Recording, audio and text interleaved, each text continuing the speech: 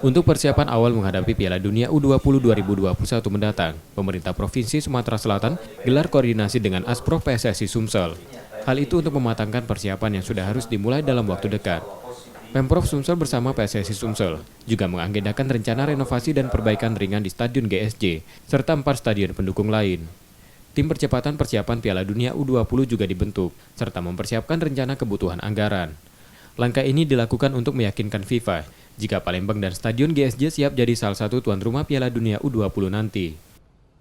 Untuk teknis, kami sudah menyusun kebutuhan anggaran masing-masing, kemudian menyiapkan personil untuk menangani di lapangan, sehingga nanti pelaksanaannya pada saat tim inspeksi datang dari FIFA, diperkirakan bulan September ini, tim itu akan meninjau inspeksi di persiapan venue-venue kita sudah siap. Ini sudah menyusun, misal ada screening, ada scoring, ada lighting, ada yang misalnya bagaimana melihat giant screen, kursi, kemudian roof, stadium, itu sudah harus kita ambil, misalnya ada di stadion trainingnya, yang di atletik 1, atletik 2, di panahan maupun di bisbol, itu akan membutuhkan renovasi-renovasi. Itu sudah disusun untuk dilaksanakan secepatnya, untuk fisik.